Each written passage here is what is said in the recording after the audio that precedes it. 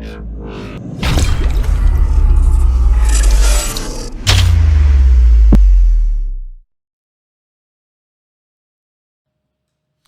Truth Podcast, live from Harmonics Media Center. Here we are. We got the Jen, we got Big John, we got Winston, a.k.a. well, he's actually Carson, a.k.a. Winston. We got Nikki G in the background. And today we got a very special guest, personal friend of mine, Joe Maez, a tie-in in his industry. But not only a tie-in in his industry, but a tie-in from northern New Mexico, what makes it even a little sweeter sauce. Joe, what's up, my brother? Hey, Jack, thanks for having me here with you, man. Hey, it's a freaking pleasure having you here, dude. Just, I'm excited, dude. I'm really excited to have you here today because I've known you for a lot of Christmases, right? The first time I met Joe is when I was tearing it up at the Atlas Gym.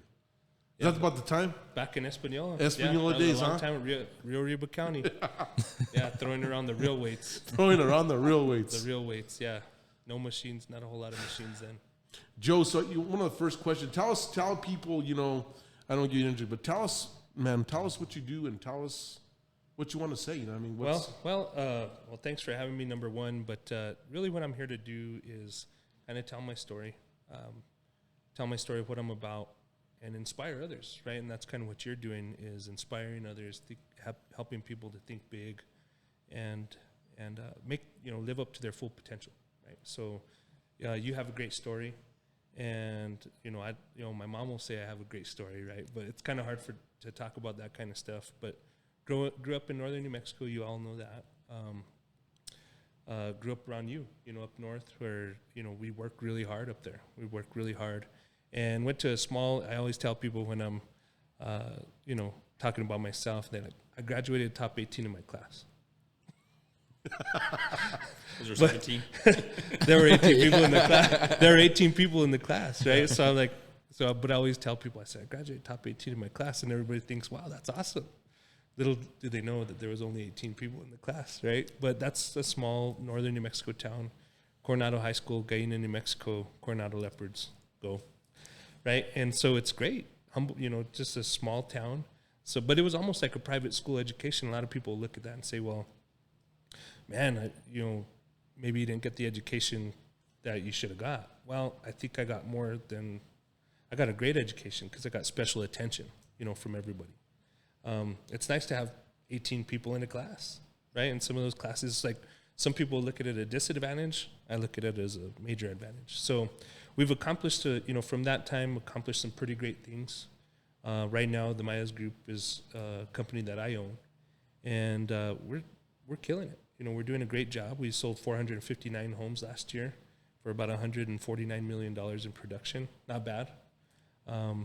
19 years in the business, almost 19 years in the business right now. So looking back, it just seems like yesterday I was just that young guy coming into the business, but here we are and living a great life, But it all is all part of that journey. So now that's the end, right? We're at the top of our game in real estate, residential real estate.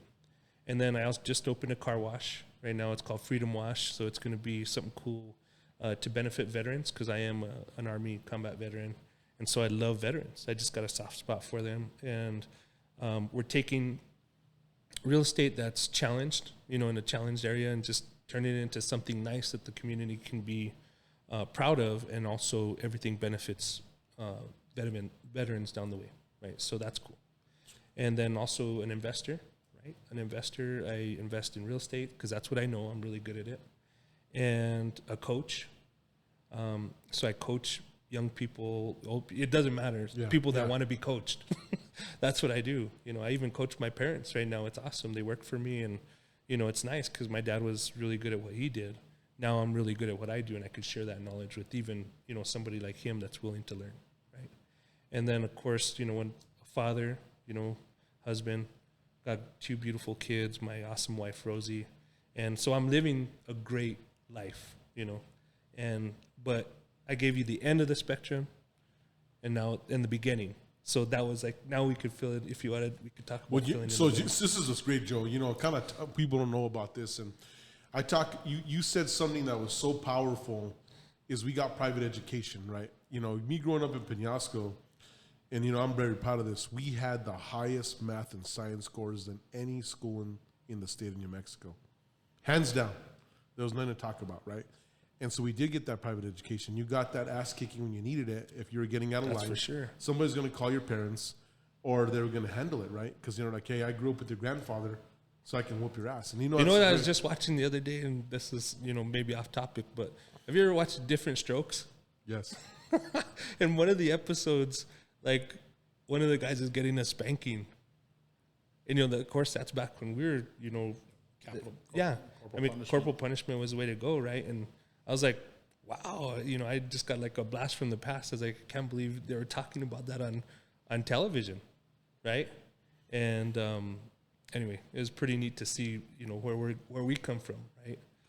Joe, what do you think? I like to ask everybody. We had Antonia last episode. What do you think, growing up in northern New Mexico? Don't you feel like we're really prepared? Like my rendition is, I feel like I'm a Viking, right? Coming down off that mountain, more prepared because, we just had to work almost 3 times harder than the average individual, right? Just to survive.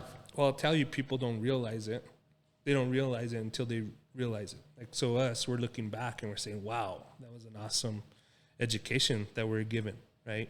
When everybody's out there playing and doing different stuff, my mom and dad worked us hard. So I have them to thank for that. I mean, we never had a dull moment. There was never any boredom or killing of time. I mean, we're always put to work, right? And so now, people that you mentor, like, and even us, it's less about what you say and more about what you do. You can give all the great advice you want, but if you're not living an example of that advice, right? So I have a 14-year-old son. So it doesn't matter what I tell this guy. It's what I do. I know that the best mentorship that I can show him is what I'm doing. And what's his dad doing? I mean, I'm out there grinding. Nobody works as hard as me in my industry. Nobody. And I can say that, just right in front of everybody. Nobody grinds as hard as me. The numbers don't lie. The numbers don't lie. But number 2 is just wait till you see it in action, right? Wait till you see it in action, and that's when it becomes a real belief. Well, where does that come from? It comes from how we, growing up and at the time not getting what I wanted. I wasn't given what I wanted. I was given what I needed. So I had what I needed to complete the mission. And going on, so growing up, we see our parents and they're just hustling. I mean, I know your mom and dad were working hard. Oh. And my mom and dad were working hard. And then my grandfather, owned a business. And that guy, all my aunts and uncles were just like hard workers. So by default, guess who's going to be a hard worker? Yeah, you fell into conformity at that point. Absolutely. I mean, I know nothing. I was just like driving down the road the other day. I was thinking to myself, I was like, there is no off. There's only, and when you're on, it's kind of like when we drive the cars. I mean, there's not a whole lot of cruising that goes on. No. I mean, it's, all 7,700 miles on my vehicle are hard miles that, it's normally me and you, we're right there. We're going for it, right? But I'll pedal, no brake, baby. Right? But that's the way, if you think about the people that really do well in this world. And I'm not afraid of losing because I know how to win. I'm not afraid to lose because I know how to win. I don't even think about losing. Joe, here we sit today, right? And there's nothing to talk about. Me and you sitting here, we're titans of our industry. I mean, we're in business together. We have a company called 3 Titans. Yep. We're business partners. That's right. We're looking to do some monster shit. One of our brothers is not here, Michael Montoya. He's more of the mellow of the 2 of the group here. But, we literally titans in our industry. Joe, I want to take us back. I want to take, because no one knows the Jen at this time period. But I really want the rated R version. I could say, if you could say I was asleep, I'm okay with that. But let's go back. Let's go back to when we first encountered each other at this gym. Your cousin's one of my good friends. Yes. I'm mentoring his ass, right? I'm literally keeping him from getting beat up. And let's take it back. I want people to know, what did you see? What did you feel? What was the take? Well, just, growing up, I mean, it's interesting to see the now and the then, right? Because there's contrast to the 2. But one thing's for certain, The version of you that you are right now, it was back then as well, right? So in the gym, that's what you're doing, because you and HC would go and work out, and you guys would be hitting. I mean, you guys worked out hard. So when I'd go to the gym, because going to Atlas was like a treat for me, because normally I was working out at the house. I had my own little weight set. So when you got to go to like a legitimate gym, but if people saw the Atlas, they'd be like, "Wow, you call that a legitimate? That's a real gym." Yeah, right. Yeah. That was, and you go in there, and you always knew when Jack was in the gym, because, I mean, there was grunting, right? This guy's just, and the owner of the gym used to get kind of upset because you bend the bars up in there, right? But you were always in there, right? It was crazy because rarely I would make it to the gym in Espanola because it was far from my house in Abiquiu. But when I went in there, you were there, right? So that just goes to say, if you're rarely going somewhere, but when you enter that place and somebody's there, well, chances are they're there way more than you are, because just because of the frequency. So you always were all over that. And hardworking, right? Always just going for the top. And I think one of the things, Joe, like we were talking about that is like, you know. Well, and you had your nice car too. Yeah. Like, but that's what I'm trying to say is like, even back then, like, we're dreamers. Right. We're all dreamers. And at the time, everybody's like, oh, there's the Gen, and he's got, at that time it was Jack, right? Yeah. The Gen. But Jack had the nice cars. And they're nice cars, right? And here you are today, still got some pretty nice cars. I think they're pretty, right? But right? But at the time, you wanted to be the best, right? You wanted to work harder than everybody in the room, but at the same time, you still had that. You want to have nice things, and you should have something to show for it, in that regard. But yeah, nothing's changed, man. And it's a funny story that we say that is because what I tried to share last time was, I said it really hasn't changed for me since high school. It's just been magnified. Right. And I think that the identifier for me at that time, it's funny, I always have a nickname coming up in life. And back then I was the hammer, right? Because I would just hammer down the weights. I don't think my bench press record has been broken over there, a 405, right? And I remember walking in and Gino having a picture of me. And I was like, holy shit, I did it. And that bar, would he be like, hey, I got this bar for you here. Please don't be fucking up the shit. This is your bar. And it had a bow in it. But it was because I just wanted to outwork everybody. And it's crazy, Joe, because then that delta of time passed. And here we are. And then I was watching you just coming up. And, what I remember is like HC had nice stuff, right? He had the nice stuff. He had the Beamer. And I'm in here. This is my cousin from Gallina, and I'm really telling us like, "Hey, I just caught some beavers." And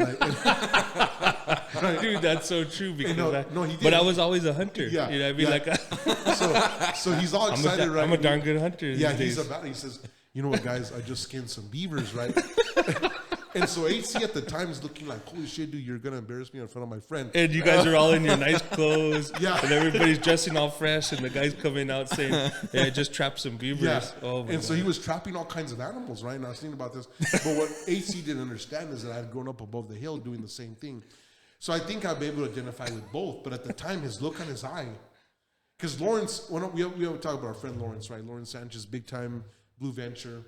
He went around telling everybody that I came from Russia, and so everyone thinks I was this Russian foreign exchange student.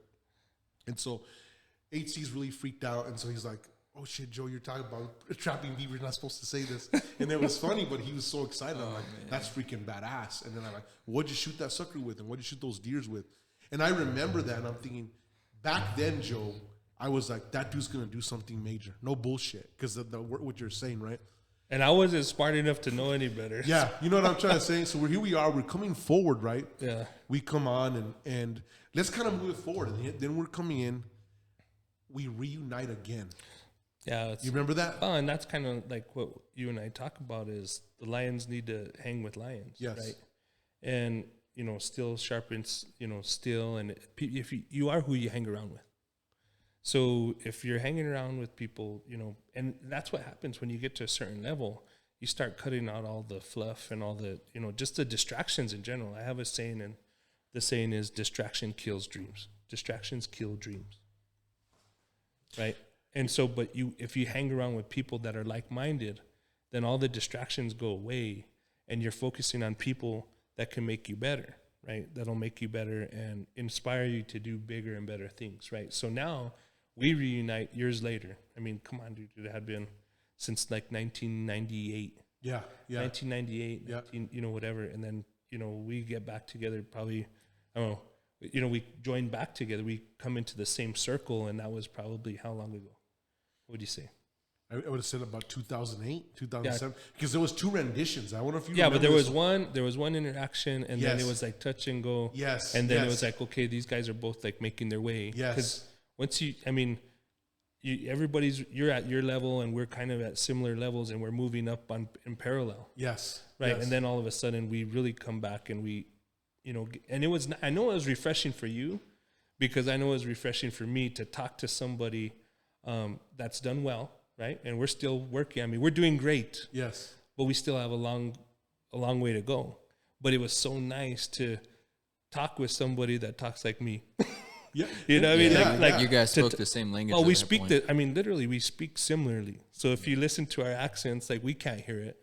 It's just like a lady that has cats can't smell her cats. You know what I mean? It's like you see us together, and we hear each other talk.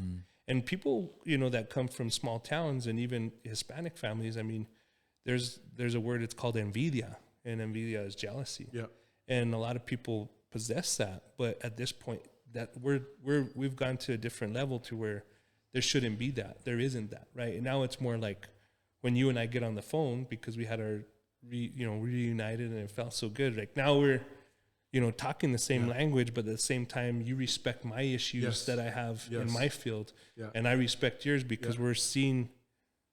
It's like when you get to a tall tree in the forest, and there's all the other trees down there. We're like, you're that tree down there that's maybe, and I hate to put it this way, but probably 20 feet taller than the other trees. You're a ponderosa, and there's all the cedars down here, and then I'm this other ponderosa over here, and we're like having a conversation, because now we have we have similar issues.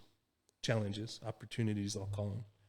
So we can speak that language, and it's nice to have. And it's titans in the industry, is what I'm saying. Yeah, and it's lonely at the top. I mean, when you get to the top, you have the best of intentions for everybody. Everybody wants to help somebody out, but you got to have thick skin, and you got to be built for the long haul, because if you're not, then you'll just go down like anybody else, right? So you have to, and it's easy.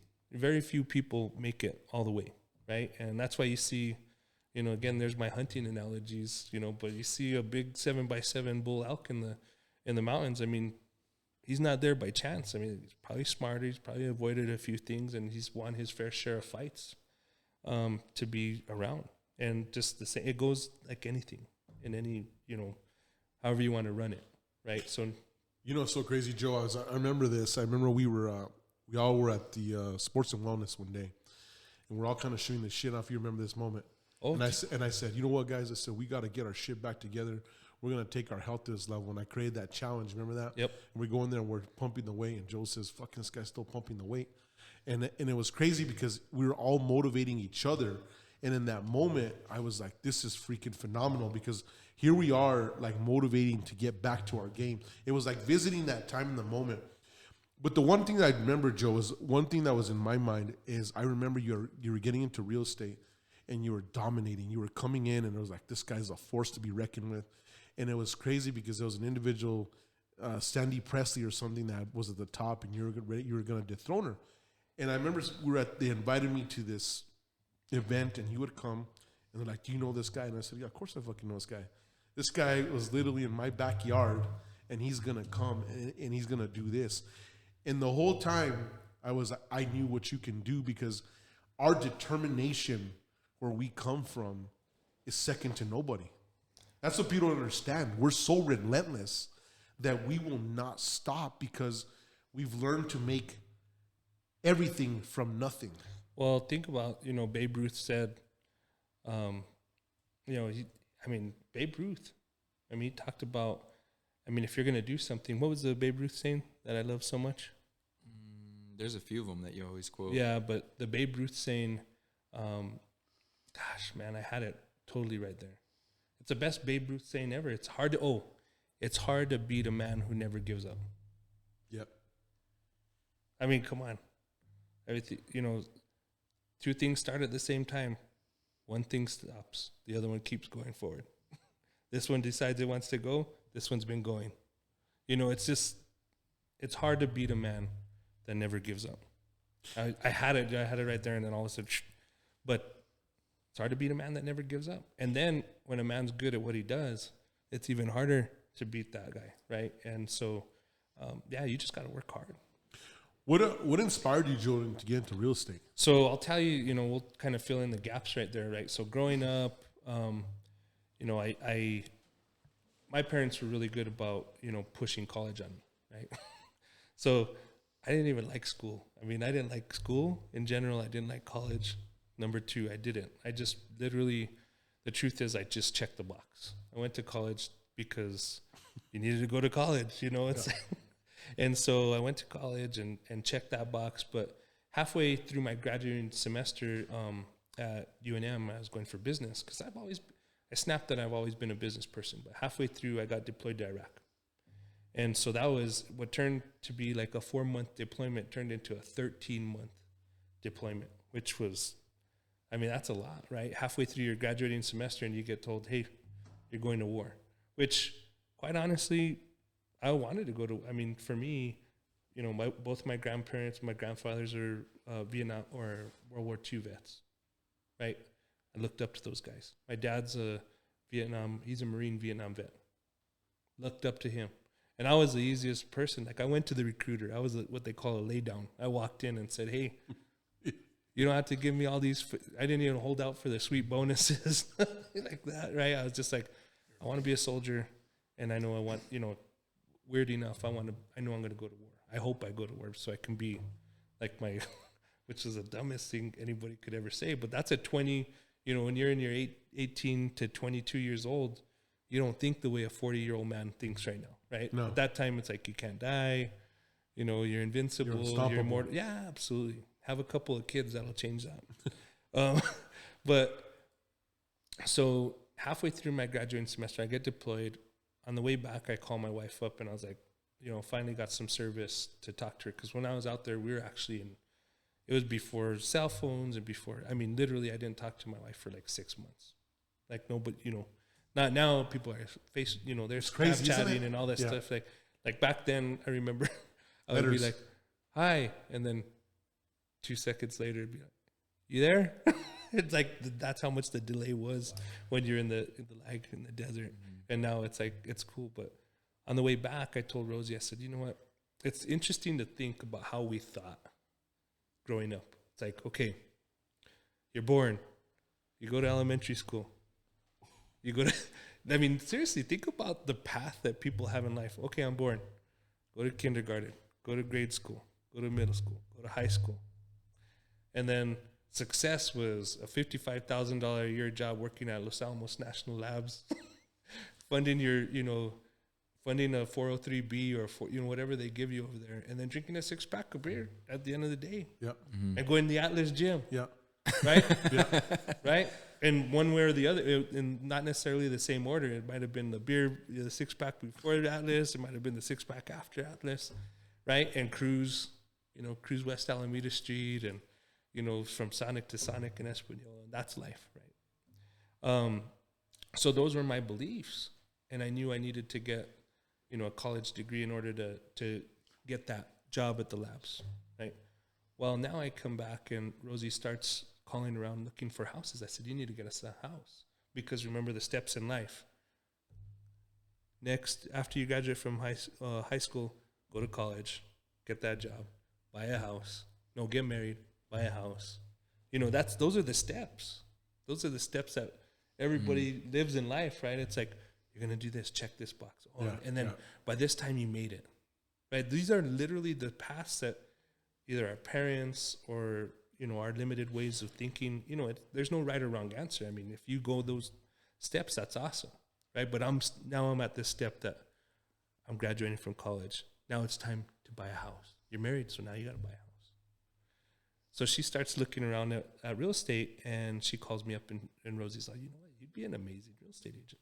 I said, what do they do? It's like they negotiate deals on houses, and they help people, and you love helping people. You'll take the shirt off your back for a stranger, because I will. I'm harder on the people I love than the people that I barely met, you know? Yeah. And That's a Northern New Mexico trait, just so you know. Totally, man. Bad shit. It's Bad crazy shit. how it's like, just met this person, treat him like That's gold. my mom. Yeah. So I go to a career night, a real estate career night at a local company, and it was a shining star of the community. And I was impressed. But I still had these limiting beliefs. They said 100% commission. Well, when people say 100% commission, I'm thinking, oh, am I going to be selling like vacuums door to door? Like, one of the, you know, because that's what you think growing up, especially, you know, living here. It's like you think of a door to door salesman like, commission, man, that's slimy, you know, that's weird, you know. Yeah. It's just one of those things. You're like, you have this negative connotation, just like people have negative connotations to money and stuff like that. But at times, I like what it is, but I have to have something secure. Everybody needs that security, the security panza, I call it. You know, everybody needs that.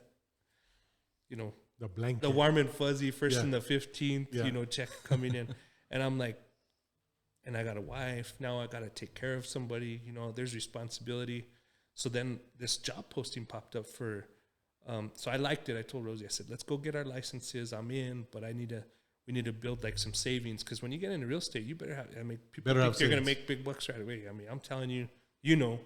I mean, you got to grind it out. You got to plant some seeds. I mean, this is not a like overnight success type thing, right? And they were smart. They set those expectations, you know, for me, my mentors in real estate. And so I said, let's get our license, but I'll get something going. Rosie, you can go this way, and I'll go this way.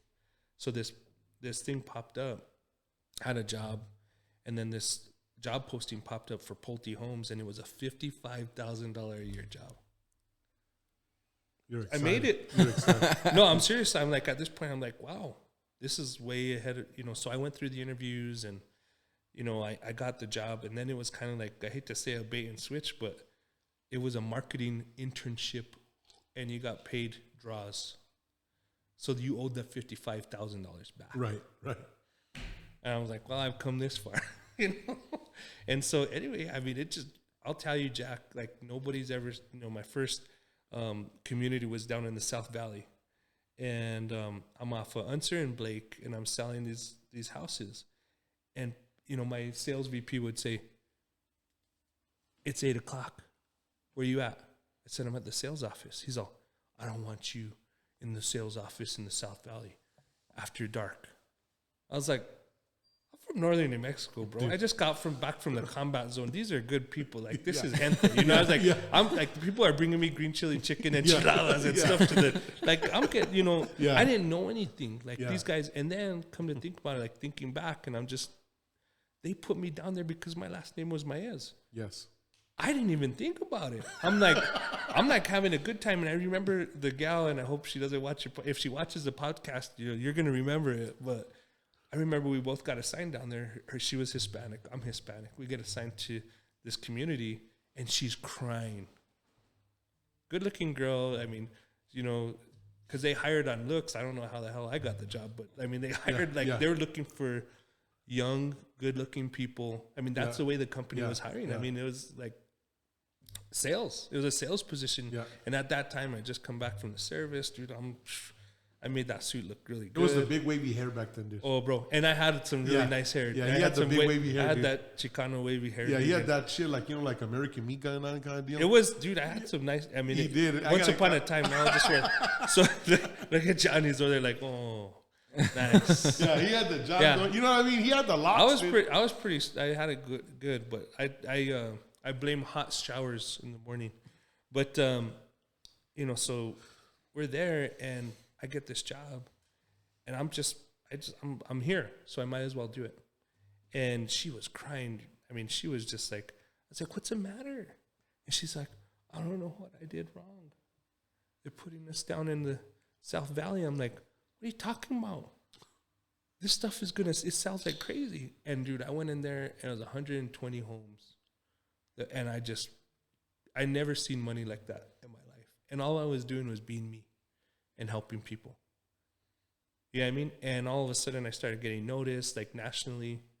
And so my last 2 years with Pulte Homes, which is a Fortune 500 company, I'm the #1 salesperson in the nation out of New Mexico, dude, out of Albuquerque. Badass. Yeah. You know what I mean? And I'm like, and meanwhile, my dad's doing my taxes, which is cool because my dad, at that time, my dad was like, he's the smartest dude in the family. Yeah, He's doing our taxes.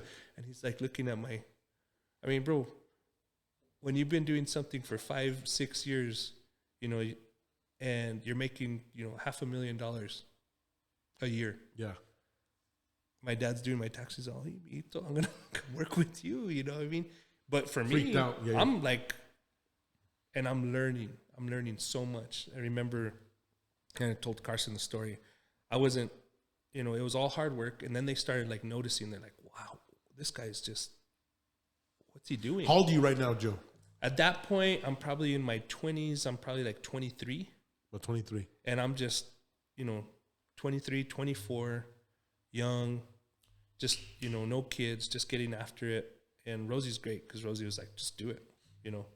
And she was working in real estate too, but she was working the resale side. I'm working the new home side. So we're getting it from both angles. Yeah, yeah.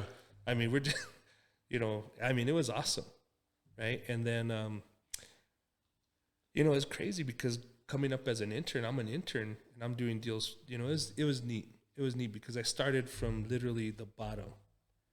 And I remember the first house I showed, and I told Carson this.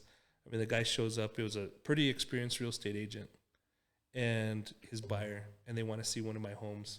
And I'm like, the guy's asking me questions. He's like, well, what kind of roof is this? I'm like, I don't know, sir, but I'll find out for you. I'll get back to you. I'll get the answer for you. And then he's like, well, what's the air conditioning in this house? I don't know, sir, but I'll get that answer for you. And then he's like, well, what kind of windows are? I don't know, sir. He's like, well, what the hell do you know?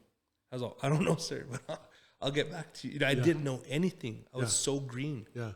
And that's when I went and I told you that story. I was like, I'm like, I'll never be in that position again. Ever. So from that point on, it was kind of a defining moment that I'm going to know everything about financing. I'm going to know everything about construction. I'm going to know about the sales process. I'm going to know about title.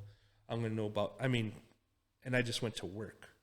And like now, I pretty much know how a transaction is going to end before it even begins. You know, I can look at the broker. I can look at everything and just say, this is what's going to happen, right? Just kind of like how you in technology. It's so crazy you say that, Joe, because, you know, when I started in technology, I had to start from the beginning to the end because of lack of resources and learning it all the way through. And everybody was like, you're getting ripped off. You're doing all this work. You're not getting paid for it. And little did they know I was getting the best college education. Absolutely, you're getting paid. And that's what, like, some of the best people are the people that have come to me and said, hey, I'll do this for free. Just let me be around you. That's the smartest thing anybody's ever said. You know, you just go find the right mentor. And if you can go right to the top, and like we all know, is when people come to us, I mean, our only thing is time, right? It's like, okay, so you better have a really good argument. But we sure as heck I love when somebody comes to me and says, will you teach me? I just want to listen to you. I just want to learn. And I'm like, you're wise beyond your years, you know, because that's how I learned, right? I had great mentors that showed me what to do, gave of themselves, right? The more you give, the more you get back. Yeah, absolutely. And so that coupled with, you know, we grew up in a great place to grow up. I think it's great. I just went through there this last weekend. Nothing's changed. I hadn't been back there in 20 years. Went and ate a hamburger at the little hamburger shack, Papa Joe's, right outside of my high school where I went to school. I walked in there. How nice was that? I walked in. I had my mask because it's serious mask policy. And I go in there. 20 years later, I haven't been in that burger shack. And I had my little girl with me. I said, Mita, this is where I went to school. And she's like, this is where you went to school? Like, I mean, they're at Albuquerque Academy. It's like Hogwarts, you know what I mean? And they're like, that's where you went. My little girl's all, that's where you went to school? And I go into Papa Joe's and I go and I had my mask on and I'm there. And the gentleman that owns Papa Joe's, dude, has probably seen so many people come and go. Him and his wife are still there flipping burgers in the place. I have my mask on. I go in there. I was like, you know, wait there. I said, I'll have a Papa Joe's special and a cheeseburger. And the guy's like, name, please. I was all, Joe. He's all. And we had masks on, right? It's been 20 years. The guy says, Joe Maez? Yes, sir. How you doing, Larry? You know, I told him, and he's like, and it was like, it was amazing. He's all, I don't know, I thought it, you know, whatever, right? And it was like, and he told me, you know, he made me feel good. Yeah, he's like, I'm proud of you. Yeah, he made me feel good. But it was nice to go back in time. Right? So your Papa Joe's for me is Victor's driving in Penasco, right? When I see Victor and his wife flipping burgers, like you said, telling their story. It's so crazy. You're talking this story, and I'm actually I'm living it in my mind. And this was just 5 days ago.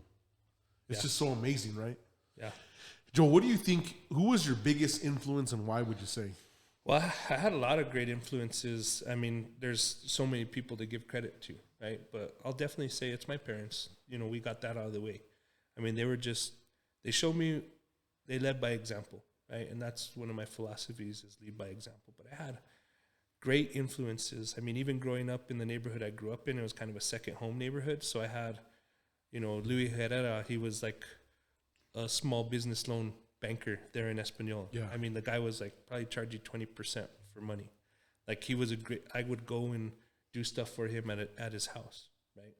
And then I had my godfather, Johnny Rodriguez, and Johnny had a 4th grade education. And he owned an auto parts store, and the guy was a multimillionaire when he passed away. Yeah. But he was humble, but just a hard Was that guy. Johnny's Auto Parts? Johnny's Auto Parts, yes. No way. That's where I bought my paint. That's my godfather. That was my godfather, Jeez. right? But he showed me things that I had never seen before, and he exposed me to certain things that I couldn't have experienced without him, right? So I had him. I had, you know, Judge Naranjo. I had all these guys. It's kind of like, you know, I like the Bronx Tale. It's like you got this person, you got that person. I love that, you know, because I had that. And then getting into, I didn't really have anything in the college range. And of course, then I get into professional selling, and Brian Fink was amazing, man. He was so hard on me, but such a great mentor. And he was the one that would tell me, sales is like sausage. Everybody likes to eat it, but nobody likes to know how it's made. Yeah. And he was one of the first people that showed me. He said, hey, he's all, show up. You got a lot going on for you. I'll show up at 5 o'clock in my office, and I'll teach you how to sell. Well, he did that to the whole sales team, and guess who the only person at 5 o'clock over here off of Jefferson was at? Me. I was in his office, and the guy was investing in me, and he didn't have to do that. No. But he did, right? And so I owe a lot to him, right? I owe a lot to him. And even people that I've mentored have inspired me too, you know? So people that, you know, my people that I mentored, because they may think they're learning from me, but I'm learning from them too, right? Yeah. So it's a two-way street. Yeah. You know, I'm definitely learning through their eyes and learning how they do things. And then, of course, you know, being inspired. I mean, I got a lot of inspiration around me, Jack. I mean, even my friends, you know, I got a lot going on. I got a lot. There's no one specific. It's definitely a blended family of inspiration. Even from people like, you know, that are not even noteworthy, like people that have died of drug overdoses too. You know, I look at them and I'm not gonna let them. You know, I've had family members. I mean, my dad's the only man alive in his family, and he had, you know, several brothers, and they all died before they were 50 years old. But they didn't die for nothing, you know. So even small little things like that, where, you know, maybe somebody dies of something unfortunate, you got to turn that into a good energy. That's a good inspiration for me. It's like, okay, well, Uncle so-and-so didn't die for nothing, right? I'm going to take that and make sure I never do that. You know, it's just, there's all kinds of weird inspirations that come from totally different angles. What advice would you have given your younger self? Oh, gosh, I'll tell you, Jack, I mean, just like the advice we give to a lot of people is like, just enjoy the process, you know. I did, you know, now that I look back and I still got a long ways to go. I mean, we still got a lot of fight left. The challenge is when you get to this level, you think, you know, you made it. You haven't made it. You got to keep reminding yourself that you got to go. But the younger self, I would say, you know, ask more questions, maybe be a little bit more bold in trying different things, you know, younger. And then also listening to advice, you know, listening to, I can't even tell you how many times people have totally gone out of their way to give me good advice. And then I'm like, well, maybe I should have listened to them, you know. And you snap about that years down the road when they don't have anything to gain for it. It's not like you're Like you pay an attorney a good attorney $350 an hour. You go to them and you ask them for advice. Right. This person came to me and was like, "Hey, if I were you, I would do this." And the guy's got 30 years in the profession. Maybe I should have listened to him, right? Versus saying, "Oh man, what has his 30 years got on my nothing?" I'm gonna try this. I'm gonna just try it. Trial and error. And then you figure it out later on down the road. You're like, man, he was right. And that was free advice that it's not even $350 an hour. It was priceless. It could have been, it really adds up. How long did it take you, Joe, from the start when you started getting into real estate for you to start making some decent money? Well, I'll tell you right now, decent money is just all relative, right? So like when you first started, I mean, my first year I made 6 figures, which doesn't happen to everybody, right? But 6 figures was way better than my $55,000 a year standard, right? Because that was really what my goal was, right? And so, and then you hit that, and 6 figures for a young guy like that. I mean, with no kids, you're killing it. I mean, you made it. Yep. And you made it, and then the next year, I mean, by my 4th, 5th year, when you're talking making, seriously, I had paycheck stubs over $500,000 for the year, W-2. That's crazy. I was telling people, but when you really look at that in talking about this, is that really the norm, or do you think because that was me, right? I was the youngest worldwide vice president in the United States, right? 23 years old. But in those situations where we work hard, but what do you, today in today's society, they're seeing guys like us that we did that, but is that really the norm? Well, there's always got to be outliers. There's got to be leaders, period. So people just got to get used to the fact that not everybody can win. If I always, when I meet somebody that just doesn't have it, I say, well, thank God for idiots, because without them, I wouldn't be special. I mean, so there has to be the others, and then there's going to be this. That's how competition happens, So I would say a lot of it has to do with conditioning. There's some people that are just made to win, and some win and they just win, and then there's others that just win a lot. They're just totally. It's just night and day, and that's a pedigree, and that's just a pedigree of people, and chances are the people that are winning came from this person. They're winning because of the person that's really winning. Because somebody had to mentor somebody, right? I mean, you wouldn't be where you're at without a good mentor or somebody that showed you a tool or a skill. Because come on, bro.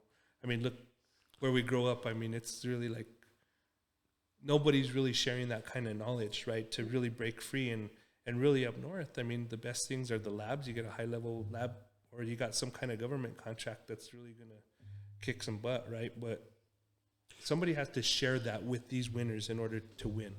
The thing about us up north, if you really put the time and effort, we're really blessed that we have the laboratories that we can do that. Because even if you made $55,000 a year in northern New Mexico, that's good living, and you knew how to invest it and do it right, you're going to destroy it, right? I can look at my dad. He did in the lab for 22 years. He killed it. He's not hurting. He's got multiple annuities. Right. And I look at that, and I think that sometimes they weren't gene catching. Like, you know what? Instead of me not doing anything daily, I'm going to try to go for this big goal. And then years pass, and then you're dying, right? And I think that's what's so wrong in today's generation. But that's okay. But that's where I get it. It's like you have to have the Michael Jordans. There's only one Michael Jordan. I mean, if everybody wants to talk about the GOAT, everybody's like, okay, GOAT, right? Well, let's do a GOAT. Let's have the GOAT contest, or let's play Family Feud. Yeah. Even better than that. Better than everybody's like ranting and raving and they're over here, well, this person's better, this person's better. Let's just do the greatest of all time, and let's do the Family Feud version. Greatest basketball player of all time. Number one answer. You surveyed 100 people. Who is it? Michael Jordan. Hello. Right. That's going to be the number one answer. Now, the second one might be LeBron James. Yeah. But undeniably, the number one answer to get the most points in Family Feud is going to be Michael Jordan. I don't care how many survey. No. Even kids that never even watched him play the game are like, Michael Jordan, I got his shoes. Yeah. And then so there's got to be the greatest of all time, right? There's got to be that. I like that. And when you really, when you think about that in depth, what does that person really have that the other one don't have. One, it's going to be that natural talent. I call it the killer instinct, right? There's a killer instinct that you don't have to think. You're literally very instinctual. I tell people I'm very instinctual. I don't really think. My instinct is just to do, right? And then you apply certain things. Joe, I think one of the things I was talking about this with you one day that really stands out to me, you said, you know what, you remind me a lot of your brother. I tell people if I wouldn't have succeeded, it would literally been because I must have jumped off the cliff. One, I had great parents like you're talking about. But my spidey power was I was blessed with tremendous intellect, right? I scored a 32 on my ACT. You know, I was in college and I was 16 years old. You know, the funny story is I was actually tutoring Rosie's mom in college, and I'm 16 years old in college. And she's like, who the hell is this guy? And she's telling me I had cool hair. I got to remember, right? I had the long hair. Yeah. And so I think that you got to grab on to what you got. And most people don't do it. There's a difference, right? There's the person that has the talent, because there's people that have been given a talent, and your talent could be different from, you got talents. You know, I know you have amazing talents. You know, we haven't really chatted, but I'm sure you you have amazing, something that you do better than anybody else, okay? And you're good at it, and it makes you happy. You know, like, you're intrinsically motivated to do it. It's not like, okay, I gotta go and do this, right? And then on top of that, then you practice that skill. Those are the ones, the real outliers. Those are people that are like a Tiger Woods. The guy was a great athlete, but he grew up in it, but he never stopped. He just kept practicing and getting better and better and better. How do you think he can count how many putts the guy just goes and goes and goes. But he was good at it already, right? He was naturally good at it, but then he also put the work into it as well. Yeah. And that's when you really start getting... Well, you quote Outliers. Malcolm Gladwell's book is called Outliers, and he defines it as 10,000 hours. So the Beatles, they played, I think, for like 12 years in a strip club, you know, before they ever made it big. And they played and played and played and like 10, 12, 14 hours a day. Nobody remembers that, huh? No. They just know that they're the best. Yeah. I mean the Beatles, if you don't know who they work. Yeah. And that's what it is. You become 10, a master. He thinks that it takes 10,000 hours to become the genius level, you know. So somebody just goes and touches a piano, yeah, they might be naturally gifted, but they still got to put in the time. Got to put in the work. 100%. I agree with that. Right? They may be exactly. Yeah. They can be gifted. And I think, you know, my gift is I'm just a hustler. I'm just a grinder. You know, the word that my people that I've mentored have shared with me on several occasions is the word insatiable, never satisfied. Like, I'm always going. It doesn't matter. Like, I've told you about, I've closed the biggest deals of my life. And when everybody would think you'd be out there celebrating, and like, on to the next one. I'm already got an appointment. Like, I left that, I mean, literally some of the biggest commission checks I've ever seen in my life. I mean, huge. People would just be like, that's my year. I'm out. And I leave there and I was like, I got to get to my next appointment. And it could be something, the tiniest deal you've ever seen, ever, but I love doing it, right? So that's when it gets wild, right? When you're like, you love what you do. Like, when you just can't wait for the next deal, and you're always learning, because that's what I love about I think I'd be happy doing whatever, but I just happen to fall into this, and I'm amazing at it. Like, I'm good at solving problems and making deals happen. I mean, the same two different people can have the same conversation I had, but for whatever reason, I get it done. I was like, send me to Iran. I can get this all figured out. Like, literally, I can get people, the worst enemies, to get along, you know, and that benefits me, right? So now I get paid really good money to help people see eye to eye. I press it to the. He likes to put the sweet swag to it, dude. Yeah, that's what he always called it, sweet sauce. I say he's always putting that sweet sauce on it. Like I said, send me in, Joe. No. Jack goes like this. We're like, he'll hit him right in the face, and he tells him the way it is. I was like, you can't tell him that, man. Sometimes I mean, there's a time for Jack to do his thing, and there's a time when you need, like, when you got to, when you got, you know, one wire off from blowing up the whole town, you got to send me in. Yeah. Well, you got to send in the bomb technician. Yeah. I mean?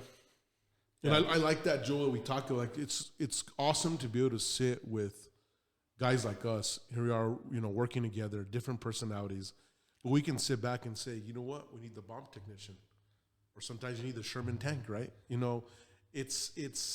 But knowing how to sit back, and that's what I think when we talk about teams, like championship teams. I like to use Tom Brady. Here he is in Tampa Bay, destroying it, and he assembled back his group, and he's just doing it for fun and just dominating, right? It doesn't really matter. And I have a feel like that's kind of like when you get to a certain level. I was telling Carson today, he says, what excites you? I'm working on a big monster deal. And I said, I guess what moves me is that now I'm set accountable by other monsters in the game, other titans. Mm-hmm. So then when I'm sit there, even in my mind, I'm like, I want to be the GOAT of the titans. So it forces me to rise versus when you've been at my level for so long, you're kind of looking like the ponderosa pine. And you're like, well, shit, this tree's it's going to take them a long time to grow. Catch up. 5 feet, and I'm at the 20-some feet. And it's kind of, do you find yourself ever in that kind of situation? Well, I'll tell you this. It's when you you got to be stimulated. And human beings, if we're not growing, we're dying. So if you're the only lion in your cage, it's going to get pretty lonely. You're not going to be pushed. You're not going to get stretched to the next level. So, yeah, you got to hang around people that can push you and inspire you to do better, right? Yeah. Without any envy.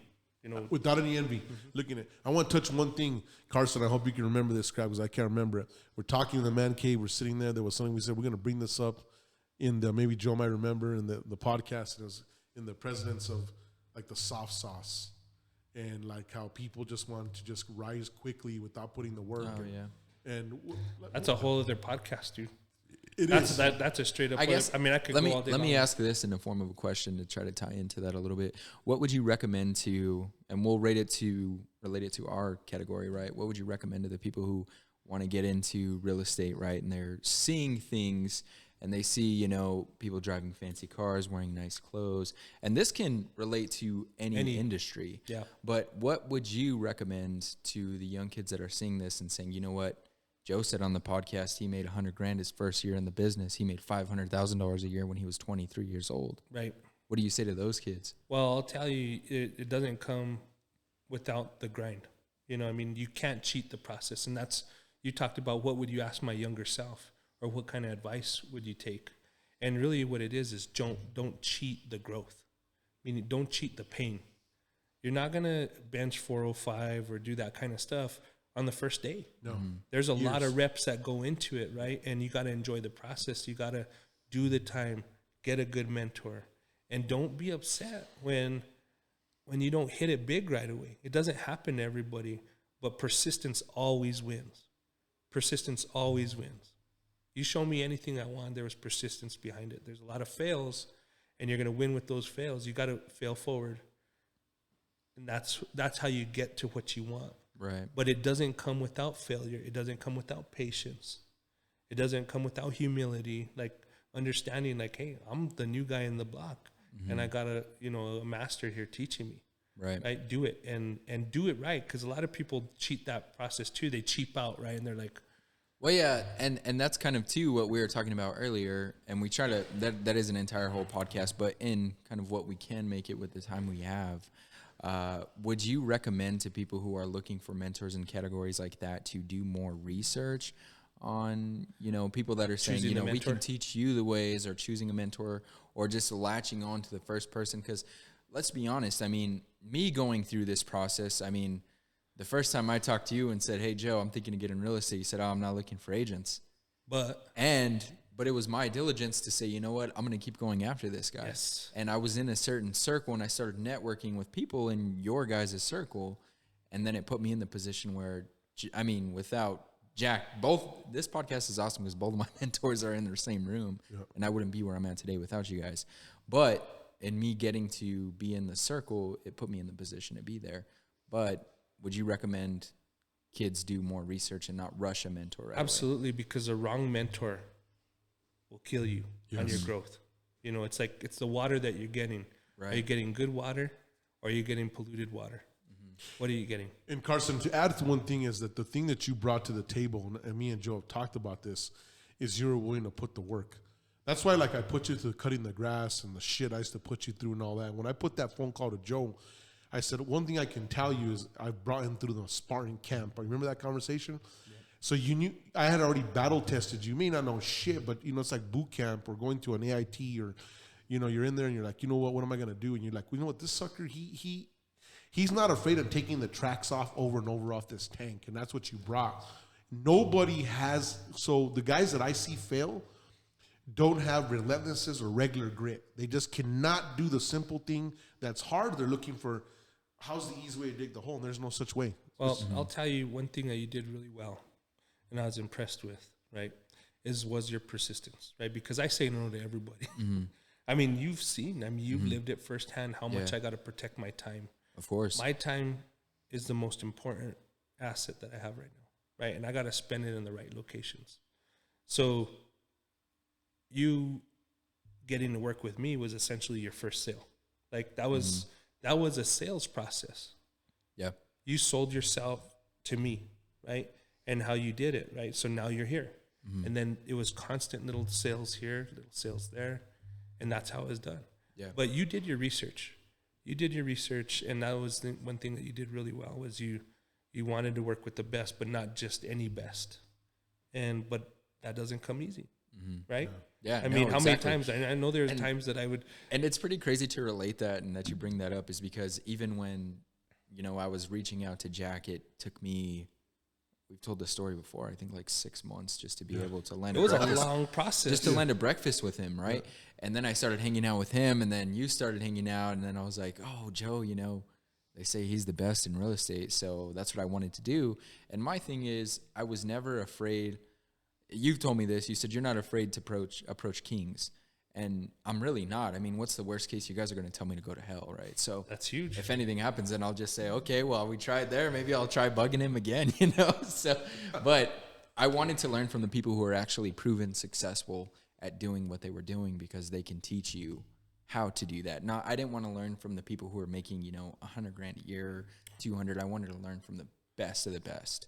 And well, I'll tell you, that in itself is an example. I mean, you have to have the persistence, and that's what it takes in anything. Yeah, in anything. Exactly. I mean, people get told look at anybody, these big, you know, whoever your hero is in business or whatever. Somebody told them no before. And I think the other thing, you know, because we're gonna kind of cut this, but I still want to touch this segment. I think the other thing you brought into it, Carson, as a young man, I think that Joe has this, I have this, and what people don't realize. The number one thing that can get you killed in the world is loyalty.